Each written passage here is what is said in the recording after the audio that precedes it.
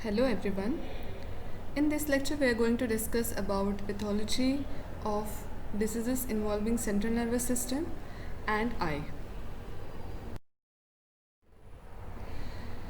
The disease pattern involving central nervous system are categorized under circulatory disturbances, degenerative disorders, inflammatory conditions and some neoplastic conditions, of which inflammatory conditions and neoplastic conditions, that is tumors of CNS, are important. First we'll start with the circulatory disturbance of brain, that is cerebral edema. Cerebral edema, it is a result of increased fluid leakage from blood vessels or injury to various cells of central nervous system. This cerebral edema could be vasogenic edema or cytotoxic edema. Vasogenic edema is the one in which there is increase in extracellular fluid because there is a damage to the blood-brain barrier. Cytotoxic edema is the one in which there is increased extracellular fluid due to neuronal, glial or endothelial cell membrane injury that is caused because of either hypoxic or ischemic insult or maybe because of metabolic derangements. So these patients, they will present with headache, hallucinations, coma and death. Here in this picture you can see that the sulci are narrowed and the gyri are widened, and also you can notice some congested blood vessels on the surface. So this is how cerebral edema of CNS will look like. Then comes the hydrocephalus. The meaning of word hydrocephalus is, hydros is water, cephalus is the skull or the brain. So there is excessive fluid accumulation, that is excessive CSF accumulation in the cranial cavity. It is called as hydrocephalus. It is commonly involving children because they have a room to expand the skull because the bones are not yet fused. This increased CSF quantity is either due to impaired reabsorption or increased production or maybe obstruction. Hydrocephalus could be communicating or non-communicating. In communicating hydrocephalus, the ventricular system is in communication with the subarachnoid space and there is enlargement of entire ventricular system. Whereas in non-communicating, there is localized obstruction. The term hydrocephalus ex vacuo refers to compensatory increase in ventricular volume secondary to the loss of brain parenchyma. So this is gross specimen of the cut section of cerebrum, where you can see the lateral ventricles and central third ventricle is expanded because of increased quantity of CSF. There is compression of the adjacent brain parenchyma. Later, when the disease progresses further, there is further more and more compression of the brain parenchyma and the cavity will increase in size. Moving on to the brain trauma. Brain traumas can happen in multiple forms like contusion or bruise, laceration or tear, concussion, skull fractures, parenchymal injuries, traumatic vascular injuries and spinal cord trauma. What is contusion? Contusion is caused by transmission of kinetic energy to the brain. It is caused by blunt trauma, and here you can see in this picture on lower right hand side there is petechial hemorrhage which has happened in the brain parenchyma due to contusion.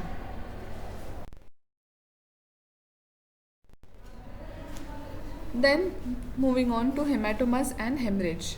The hematomas or cerebral or CNS hemorrhages could be epidural, subdural, subarachnoid, intraparenchymal or intraventricular. So depending on which site of the brain is involved in this hematoma formation, all these different types are given. So epidural hematomas commonly associated with skull fracture. So as the name suggests, epidural, the hematoma formation is above the dural surface, that is between the between the dura and the skull bone. Subdural, as the name suggests, sub, that is below the dura mater. So it is between the dura and arachnoid, which is caused by trauma, and there is generally no fracture associated with this subdural hematoma. Subarachnoid hemorrhage is again a common one, which is seen associated with arterial bleed, especially at the base of the brain. When there is barrier-aneurysm rupture, you can encounter subarachnoid hematomas or hemorrhage, and there is no trauma associated commonly with the subarachnoid hemorrhage. Intraparenchymal is again, as the name suggests, intraparenchymal, that is between or inside the cerebral parenchymal matter. There is a hemorrhage. It is also associated with trauma or disease like hypertension. Intraventricular is again not generally associated with trauma, and it is rarely seen in adult. It is commonly seen in children.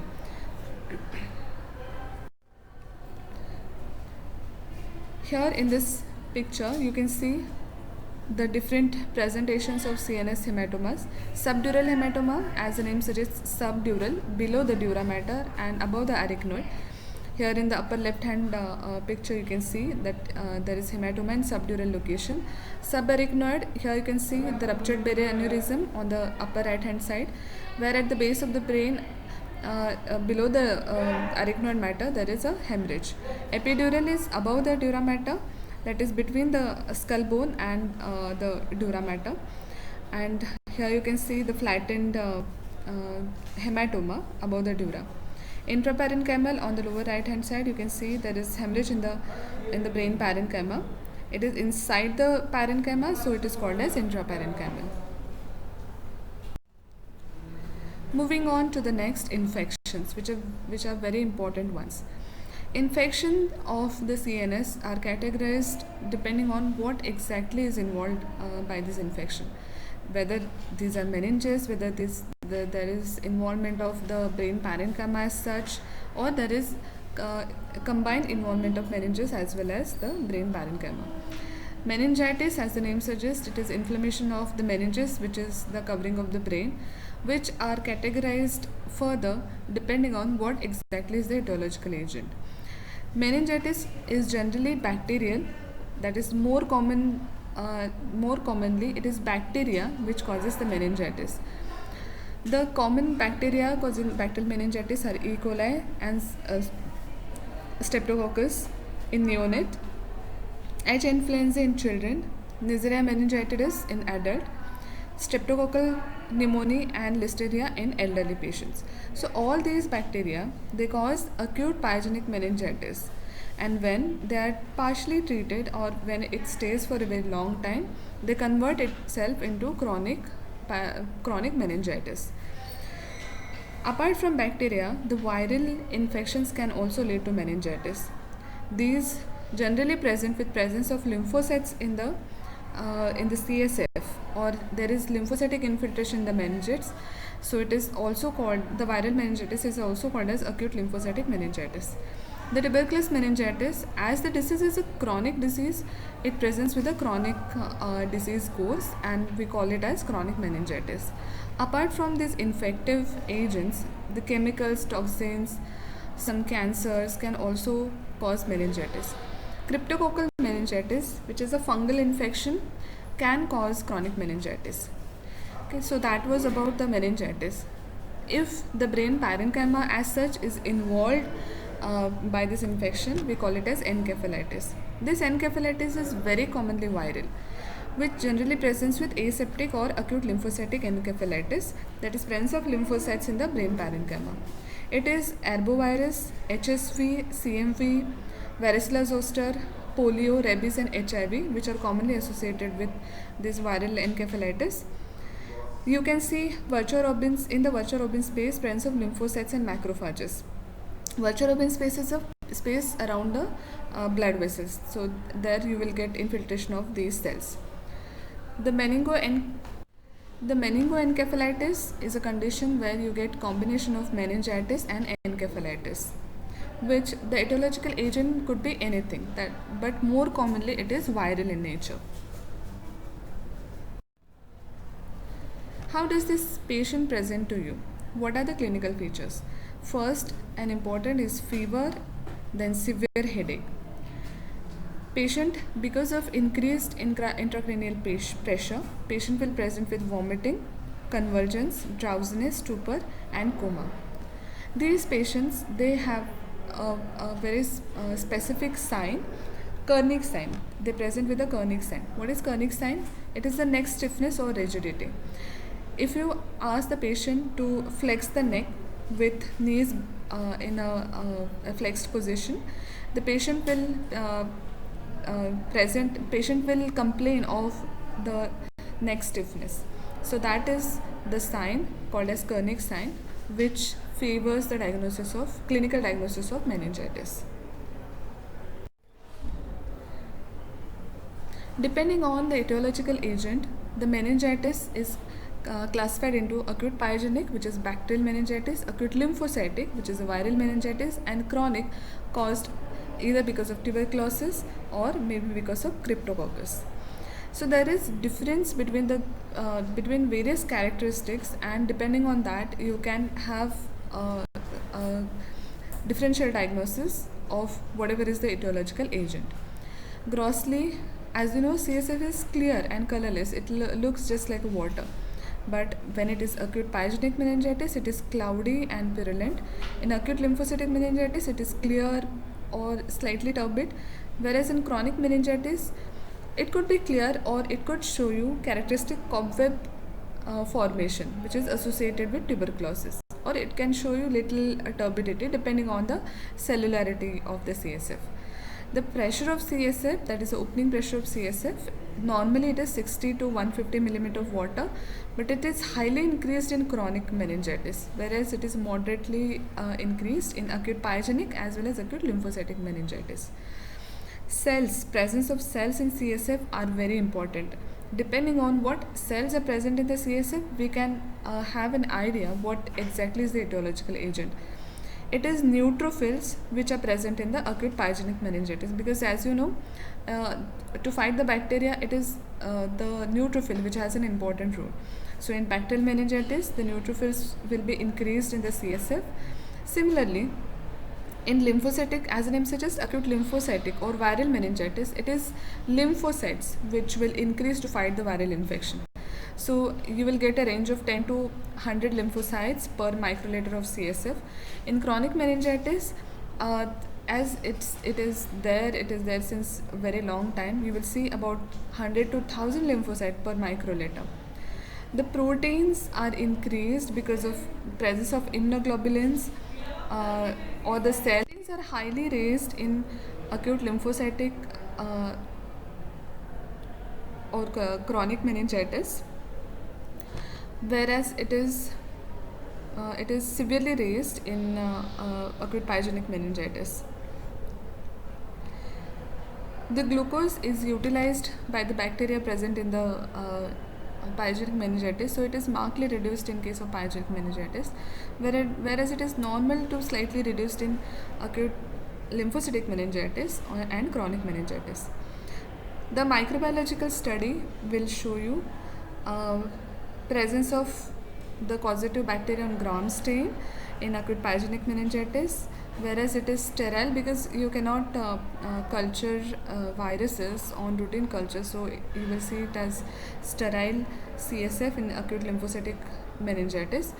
Whereas if it is tuberculous meningitis, you will see Zn stain positive for acid-fast bacilli, and India preparation will show you presence of cryptococcus if it is a cryptococcal meningitis.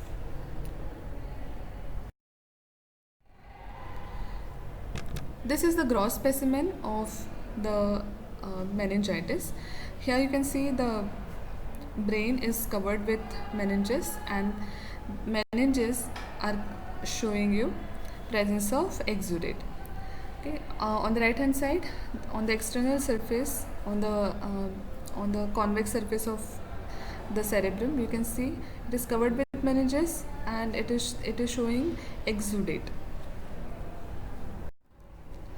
This is how it will look on microscopy. On right hand side, it is the meninges which is covering the cerebral parenchyma, which you can notice in the central and left hand part. There is dense infiltration by the inflammatory cells in those meninges, and you can even see the congested blood vessels. So this is how meningitis will look like. Depending on what type of meningitis it is, the cell the population will vary. For example, if it is a pyogenic meningitis, you will see a lot of polymorphs. If it is a viral meningitis or chronic meningitis, you will see a lot of lymphocytes as inflammatory cell infiltrate in that covering meninges. This is India preparation for cryptococcal meningitis. If we stain CSF with India ink, the cryptococci, which have mucopolysaccharide capsule around them, it will not take any India ink stain. So you can see that the organism is having the unstained capsule around it, which you can see over here against the dark background. So that is how you can identify Cryptococcus. It will show you narrow based budding, which is evident on the upper part of the smear, which is again favoring the diagnosis of cryptococcal meningitis. Then we'll moving to acute focal suppurative CNS infection. So these focal suppurative CNS infections lead to abscess formation. These cerebral abscesses are generally secondary to mastoiditis, sinusitis, tooth extractions, especially on the maxillar or upper alveolus, or general sepsis. So these cerebral abscesses, on the right hand side you can see cut section of the cerebrum, where in the left cerebral hemisphere you can see abscess cavity which is containing the purulent material. So that is how cerebral abscess will present.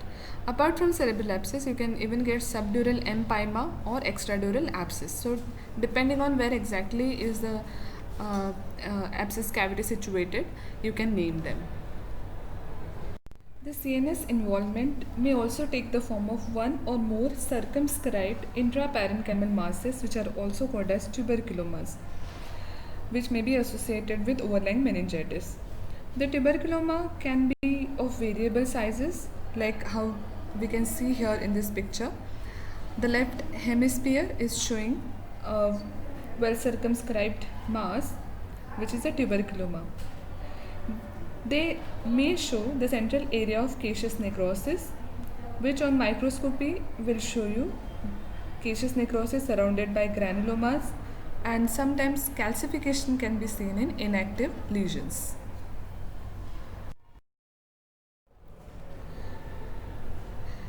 The viral meningoencephalitis is commonly caused because of arboviruses, HSV 1 and 2, cytomegalovirus, poliovirus, rabies, HIV.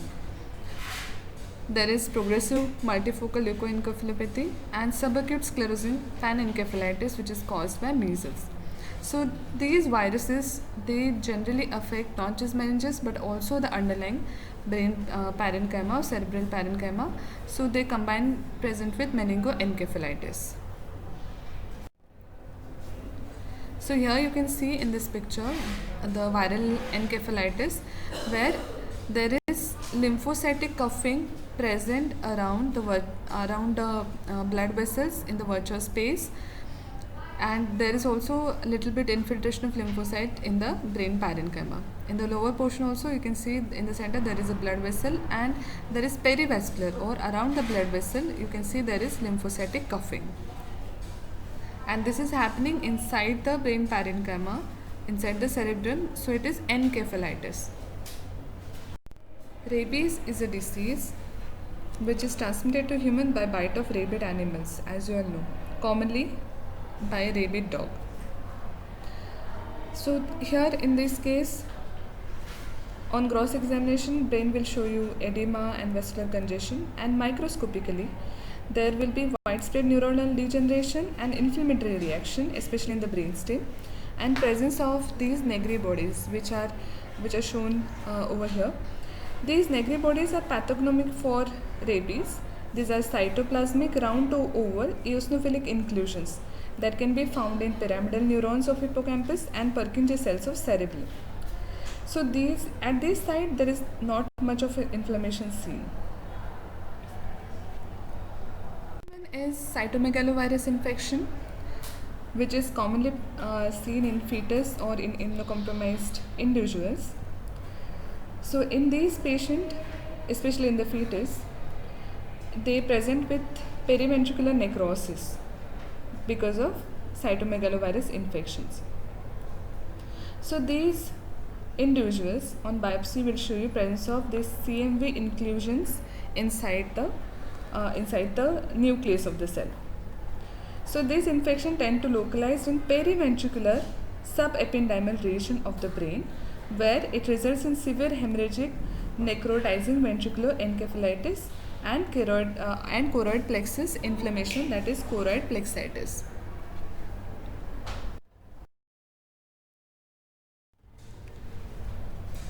In HIV encephalitis, you can see perivascular giant cells in white matter, which is present in these pictures. In the left upper picture, you can see blood vessel in the center surrounded by lymphocytic infiltration, because it is a viral infection. So lymphocytic reaction will be more in case of HIV encephalitis. Also in the lower portion you can see presence of giant cells in white matter, which are also seen in HIV encephalitis. Then comes the fungal meningoencephalitis. Amongst the fungal infections, Cryptococcus, Candida albicans, Aspergillosis and Mucor are more commonly encountered in CSF. So these fungal infections are commonly seen when the immunity of the host is dropped, that is in immunocompromised patients. So here is the Indian preparation, where you can see the presence of this cryptococci, which are surrounded by, or the capsule is not stained, and you can see unstained capsule which is white in color, also narrow based budding in the upper portion of the field.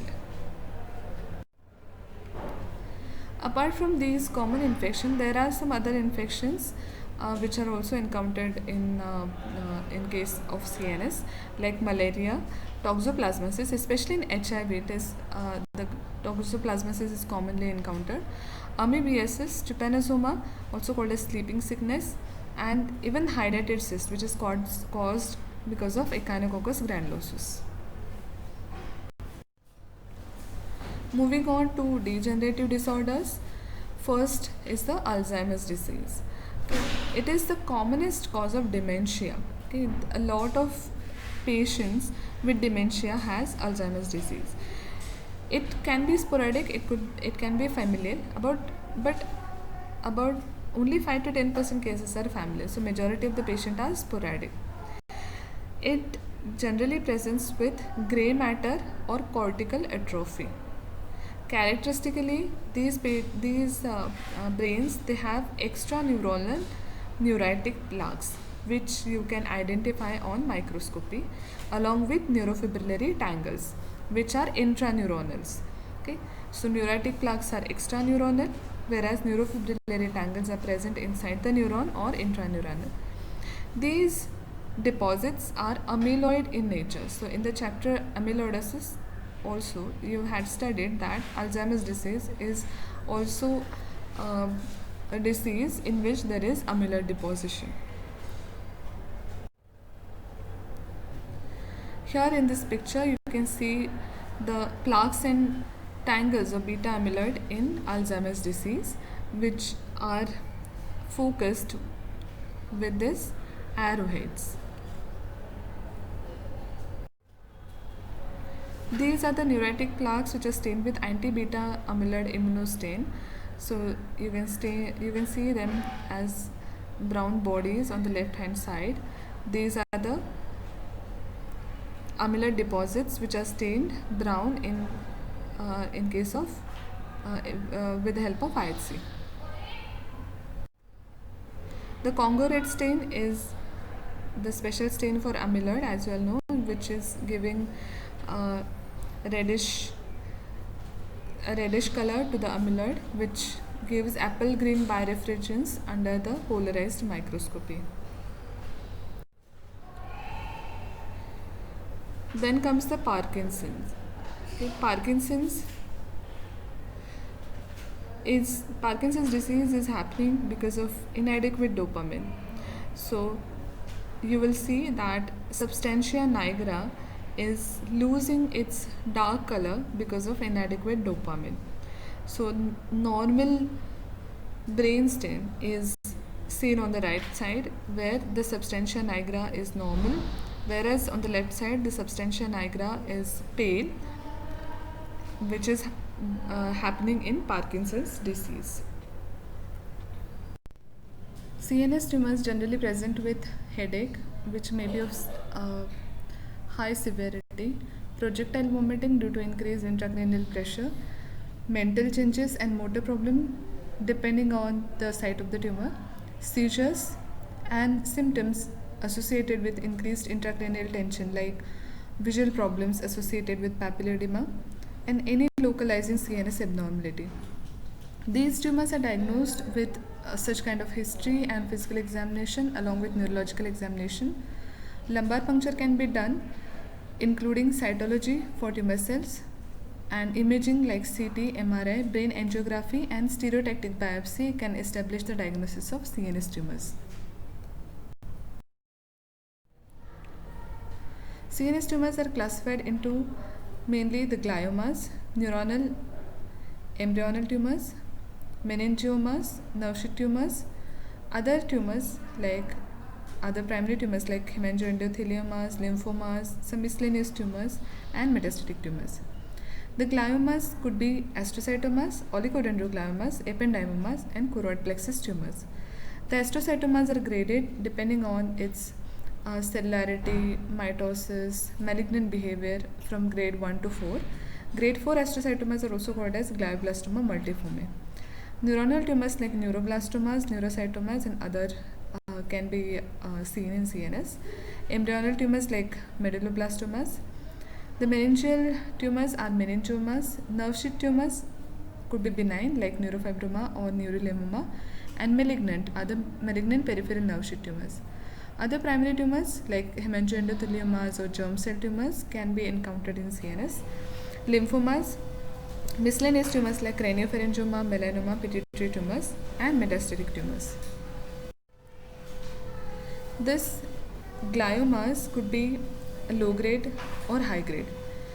The low grade gliomas or low grade, especially the astrocytomas, when they are low grade, they could be diffuse astrocytomas, or when they are localized, most commonly they could be pilocytic astrocytomas.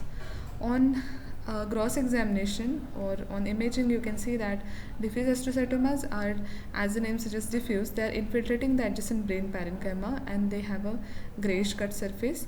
On microscopy, you will see that these tumors they are more cellular. If you compare the normal brain parenchyma, they are more cellular. And here you can see those blue dots, which are tumor cell nuclei with the background of GFAP positive eosinophilic the cellular processes. When they become higher grade, intermediate grade, or grade 3, you call them as anaplastic astrocytomas. They are more cellular as compared to diffuse astrocytomas, and they can show you gemistocytic morphology in which the cells are large, the nucleus has dense eosinophilic cytoplasm, sometimes even cells are shifted towards the one side. There is pleomorphism, nucleopleomorphism, and same glial background, the fibrillary background you can notice, which was also seen in the diffuse astrocytomas. When they become grade 4, they will show you a lot of necrosis, lot of nucleopleomorphism, and the characteristic of this tumor is palisading of the tumor cells around the area of necrosis. Here you can see all the features of glioblastoma multiforme, which is a grade 4 astrocytoma. Here you can see necrosis, tumor necrosis. Around this tumor necrosis, the tumor cells are arranged in palisaded manner. There is vascular endothelial proliferation also, and there is nuclear pleomorphism. So all these features are favoring diagnosis of astrocytoma grade 4 or glioblastoma multiforme. Moving on to non-astrocytic gliomas. Oligodendrogliomas, they account for 5 to 15% of all the gliomas, and they are commonly seen in 4th to 5th decade of life. On gross examination, they are well circumscribed gelatinous grey masses which on cut surface may show cysts or areas of hemorrhage and calcification. Microscopically, as you can see over here, it is composed of sheets of regular cells with spherical nuclei with finely granular chromatin, and characteristically they are surrounded by a clear halo in the cytoplasm. They contain delicate network of anastomosing capillaries, and calcification is very commonly seen in this tumor. Then comes the ependymoma. Ependymomas are the tumors which are commonly seen in areas where it is lined by the ependymal cells. So these areas being the cavities in the brain, that is the ventricles. So these tumors are commonly seen in the fourth ventricle and also around the central canal in spinal cord.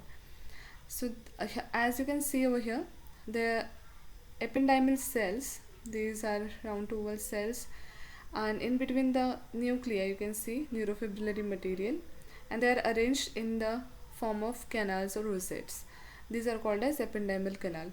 Sometimes the tumor cells are arranged around the blood vessels, which are called as pseudo rosette or perivascular pseudo rosette. Then about meningiomas. Meningiomas are the tumors arising from meningothelial cells. These occur at the site where dura is more vascular, commonly in the areas like parasagittal area, falx cerebri, tentorium, and around the venous sinuses. It compresses the underlying brain and rarely cause invasion of the underlying brain or the overlying bone. The malignant transformation is quite rare in these tumors. Sometimes meningiomas can invade the skull bone and can present as a scalp mass. The gross examination will show you this tumor presenting as small, firm, and well defined masses like a superball. Microscopically, characteristically, they have a Samoma bodies. Here you can see in this brain imaging, there is a dural based mass present on the right side, and it compresses the underlying brain. This is the gross specimen where you can see the dural based nodular greater mass, which is just causing compression of the underlying cerebral parenchyma. This is the microscopic picture of meningioma, where you can see the meningothelial cells are arranged in the form of syncytium. What do you mean by syncytium? So syncytium is presence of monolayered sheets, and individual tumor cells, as you can see over here, is not identified separately. You cannot identify cell membrane of each cell, so they are present in the form of syncytium or sheets. At places they will form whorl-like arrangement, rounded whorl-like pattern, which is seen on the left side of this picture. There is concentric deposition of calcium, which is called as Samoma body, which is seen in the left side of the picture. So that these are basophilic structures showing concentric laminations because of calcium deposition. There are various types or variants of meningiomas like fibroblastic or Samomatous or secretory or microcystic. Then comes the nerve sheath tumors. Benign tumors are neurofibromas and schwannomas or neurilemoma. The malignant counterpart is malignant peripheral nerve sheath tumors or MPNST.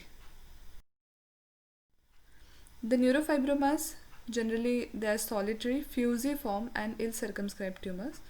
Microscopically, they will show you bundles and fascicles of delicate spinal cells having wavy nuclei.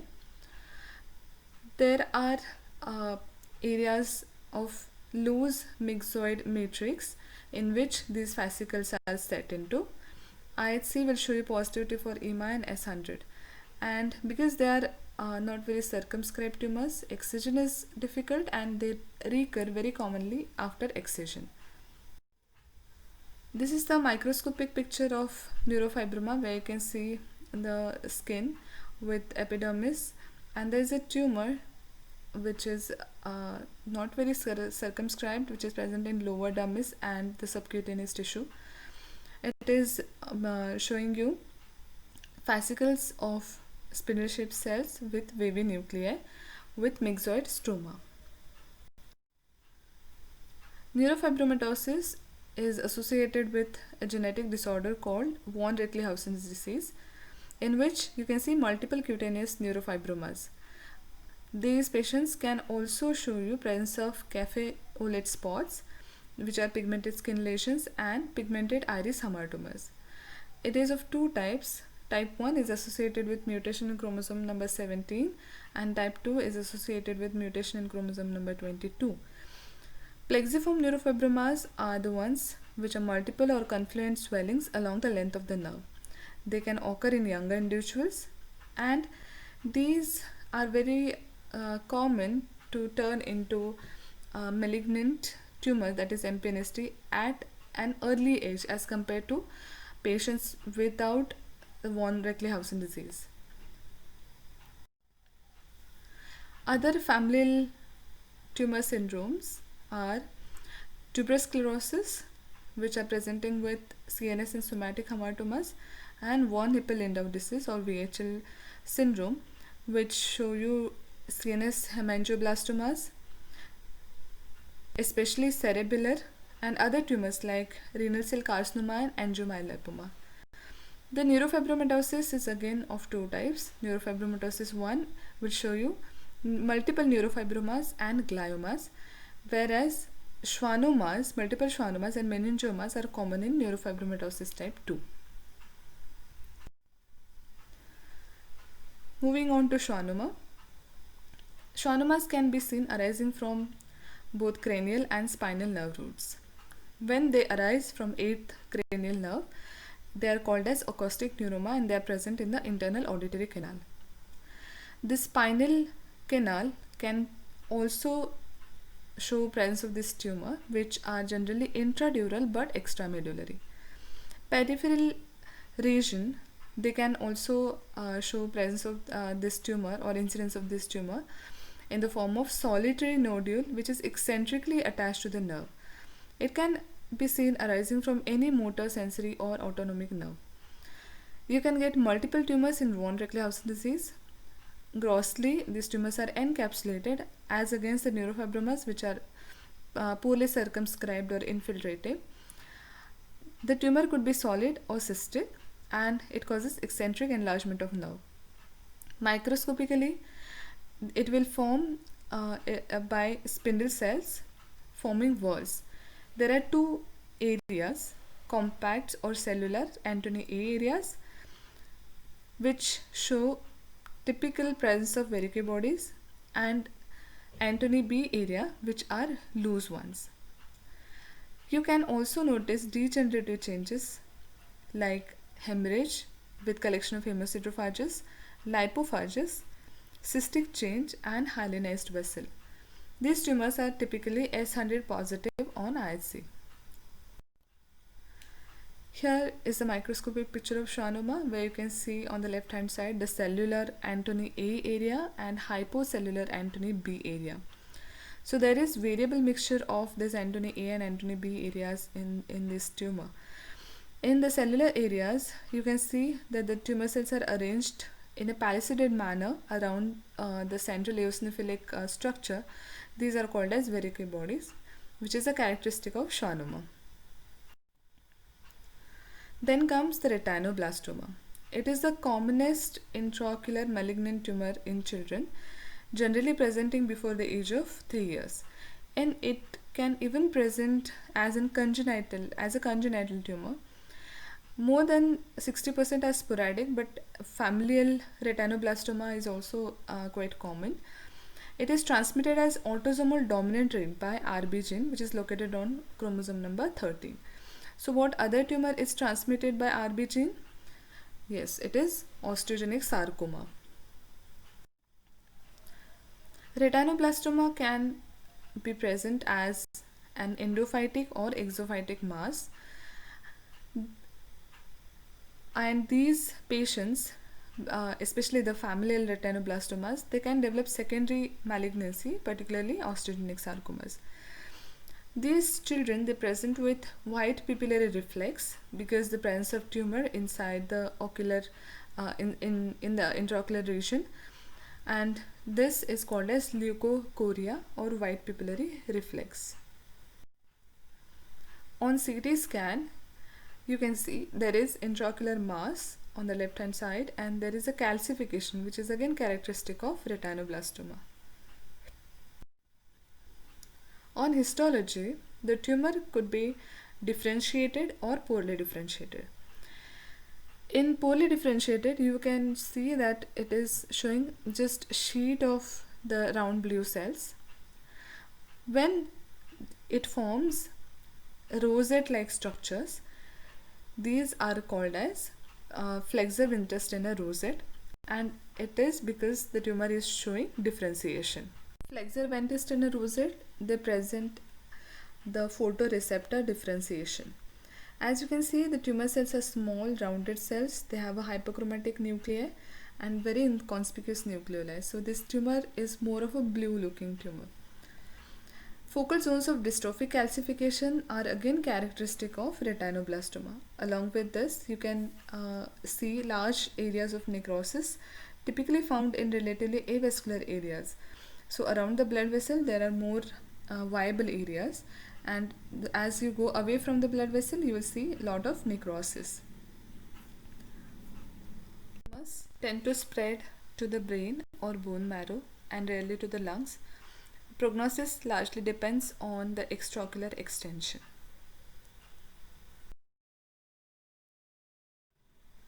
Thank you.